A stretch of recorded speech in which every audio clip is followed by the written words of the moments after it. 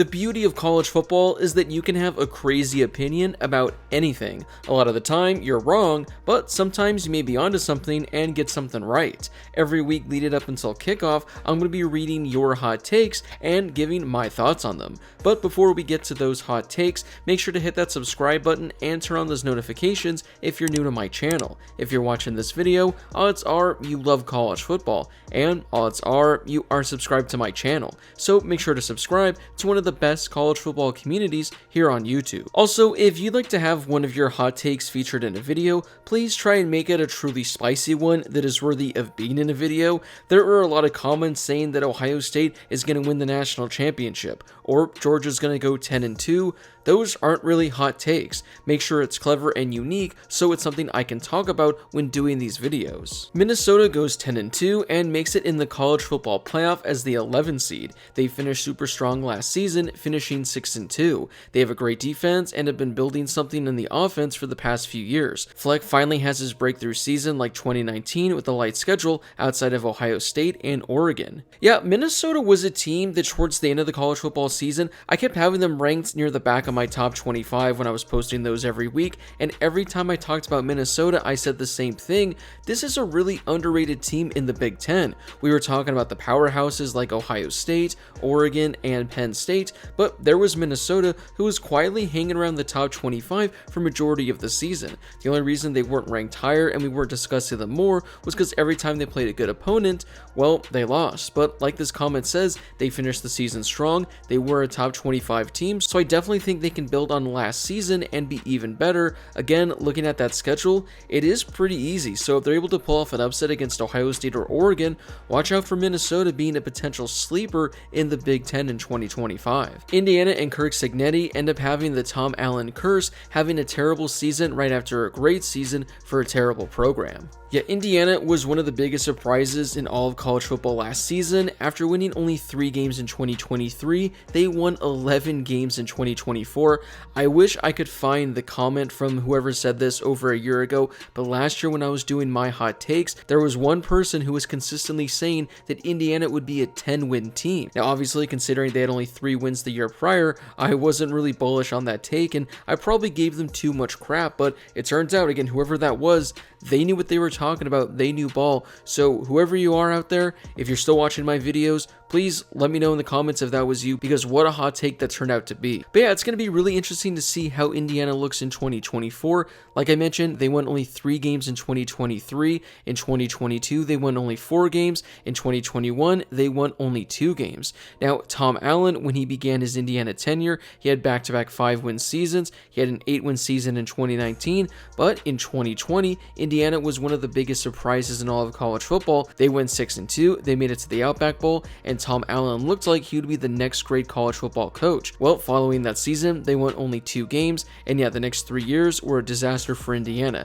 Now, I'm not saying that Indiana is going to have another 3 or 4 win season, but I think expecting them to win 11 games once again, make it back to the college football playoff, that's probably not going to happen, but I definitely think Indiana, they're still going to be a team in the Big Ten that makes some noise, and they might finish the season winning, I don't know, 8 or 9 games. The Oregon State Beavers go 11-1, splitting the series against Washington State. The Beavers win pivotal games, beating Oregon in Eugene in early September, Texas Tech that same month, and a Houston team who put up a shockingly impressive season. The one loss comes to Washington State at home in November. Malik Murphy throws for around 4,000 yards and throws 40 to 45 touchdowns to 5 interceptions and is a Heisman finalist. This team shocks the world, having a better offensive line than expected and a defense with 1 or 2 first-round picks in the 2026 NFL Draft. Now, this right here, this is a hot take that I absolutely love. You don't just come out with one hot take. I mean, this person could have easily just said Oregon State goes 11-1, but they dove into this hot take. They provided multiple hot takes within one hot take. These are the ones I absolutely love because a lot of thought goes into this. Now, getting to Oregon State, while I do respect and appreciate this hot take,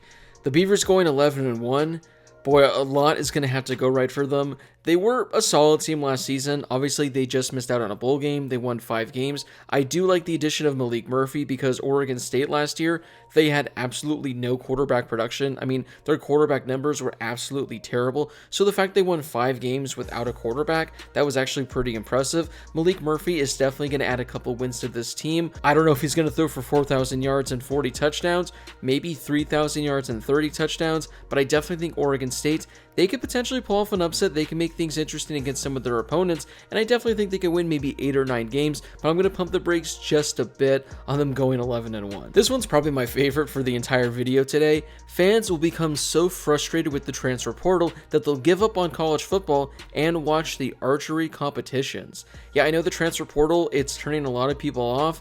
I don't know how we're going to look in a couple of years, but I wouldn't be surprised if college football does lose a lot of fans because they're just frustrated with how college football is becoming. But I don't know if that's the hot take. I think the biggest hot take here is that they're going to watch archery competitions. I mean, aside from the Olympics, can you even watch archery anywhere? I mean, I will say when watching the Olympics, archery was actually pretty lit. It was pretty exciting, but I don't know if ESPN or ESPN2 is going to be running these competitions. Maybe ESPN 8 the Ocho when they return around the summer, but outside of that, I don't know where you're going to be finding archery on TV. My Florida State Seminoles go 10-2, only losing to Clemson and Florida. They beat Alabama in the opener, and they beat Miami. They appear in the ACC title game where they'll lose to Clemson, but still make the playoffs as an at-large bid. Now, I think it's safe to say Florida State is not going to be as bad as they were last season, but with how terrible they were, I don't think that's really a hot take at all. I definitely think Florida State is going to be a bowl caliber team. I definitely think they're going to be going bowling near the end of the year, but 10-2, pulling off some of these upsets, being a competitive team in the ACC, I just don't think the Seminoles are there quite yet. 2 group of 5 teams make the playoffs. Yeah, in order for this to happen, we're probably going to have 2 separate group of 5 teams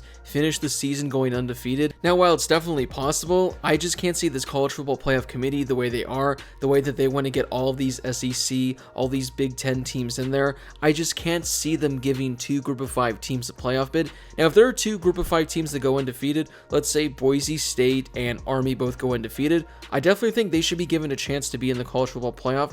I just can't see the college football playoff committee doing that. I could see them giving the final bid to a 2 or 3 loss SEC team, a 2 or 3 loss Big Ten team. I would love to see more teams being included in the playoff discussion. Maybe when they expand to 14 or 16 teams, there's a better chance of that happening. But as of right now, yeah, I think you would have to have 2 teams go undefeated and maybe a lot of other teams just completely fall out of the mix. Florida wins the SEC and is the 2 seed in the playoffs, 11-1, only losing to LSU in week 3. Yeah, I don't know what to make of the Gators for 2025. I mean, in 2024, they were such a weird team. There were a number of weeks where they legitimately looked like a top 15 to 20 team in all of college football, and then there were a number of other weeks where they didn't even look like a top 40 to 50 team in college football. What Florida are we going to be getting in 2025? I think we're going to be getting a good team. I really like DJ Lagway. I think he could take the next step, be a potential Heisman sleeper, but there are so many really good teams in the SEC this year.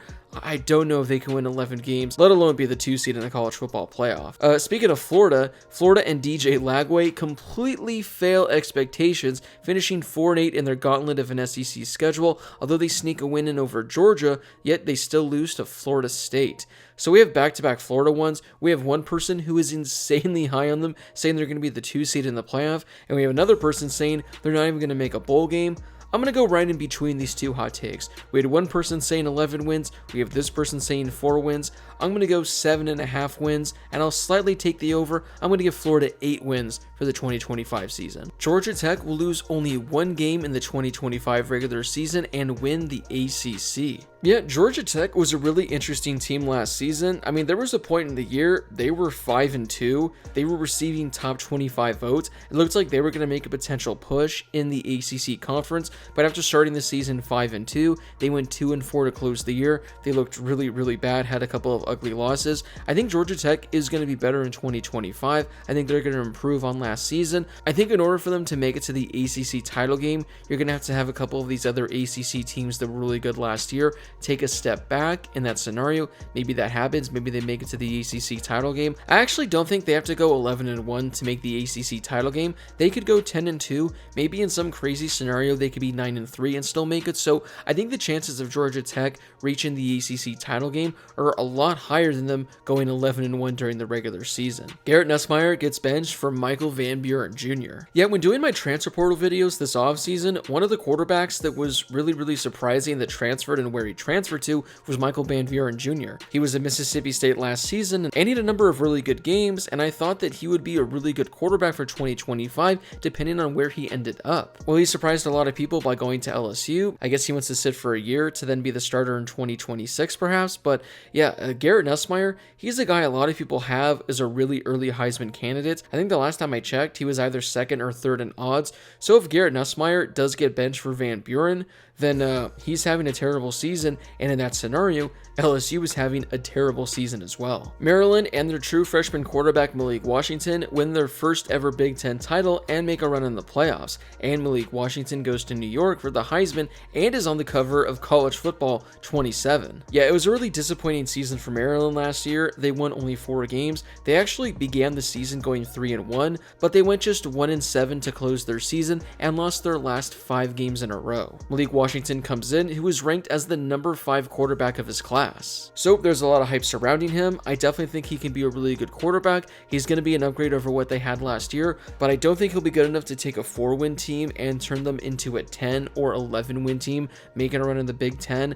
I think that this would probably have to be the best quarterback in all of college football, but that's the beauty of hot takes. That's the beauty of you calling your shot. I don't think Malik Washington is going to be that guy. I definitely think he's going to be a solid quarterback, but if you think he has what it takes to take Maryland to the next level and be one of the best quarterbacks in all of college football, then I'm going to tip my cap to you at the end of the year if this turns out to be true. Colorado will go 11-1 with wins over BYU and TCU and a loss to Kansas State. We'll have one of the best and deepest wide receiver rooms in the country. The offensive line and defensive line will be top 10. Salter will get the offense cooking and throw for at least 3,000 yards with 45 total touchdowns and 7 interceptions. We will make it to the Big 12 championship with a college football playoff appearance, but may lose after 2 rounds. Yeah, I learned my lesson after last year. I was really low on Colorado. Now, I did think they were going to improve from the 2023 season. I didn't think they'd be as good as they were in 2024. I know a lot of people are probably going to be down on them because they did lose Travis Hunter, they did lose Shedeur Sanders, but I still think this Colorado team is really talented. I definitely think they can make some noise in the Big 12. I do like the addition of former Liberty quarterback Kaidon Salter. A lot of people forget just how good he was a couple of years ago. He put up some of the best numbers of any quarterback in 2023. 2024, he was still solid. It was a disappointing season considering where he was the year prior, but in the right offense, I definitely think he could put up some numbers that could potentially have him in the Heisman conversation. Now, if he is that good, if he is that guy for Colorado, and their offense gets cooking, their defense is solid, again, Colorado, they definitely can make a run in the Big 12, and if they were to win the conference, they could potentially win a playoff game. Alright, we're going to wrap up today's video with this one. Penn State fires James Franklin after they choke their playoff spot away by losing to Nebraska at home late in the season. So again, this is another one of those hot takes where it's like a hot take within a hot take. Penn State firing James Franklin.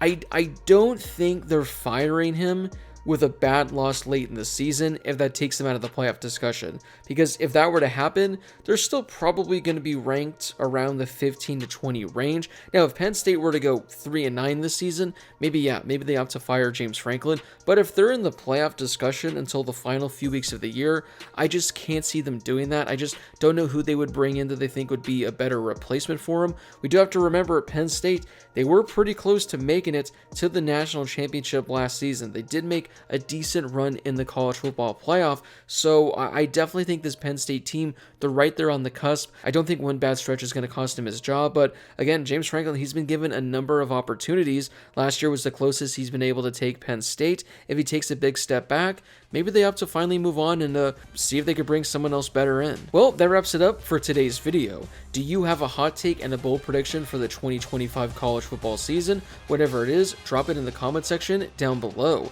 Like I mentioned earlier, please make sure it's a good one if you want your comment to be featured in a future video. Before you leave, don't forget to hit that subscribe button and turn on those notifications if you're new to my channel. I'm posting college football videos leading up to the start of the season, so make sure to subscribe so you never miss a video. Also, don't forget to drop a like on this video as well. It helps out with that YouTube algorithm and it helps share this video and my channel with more college football fans. Plus, it only takes a second to do. As always, thank you guys so much for watching, and I'll see you all in my next video.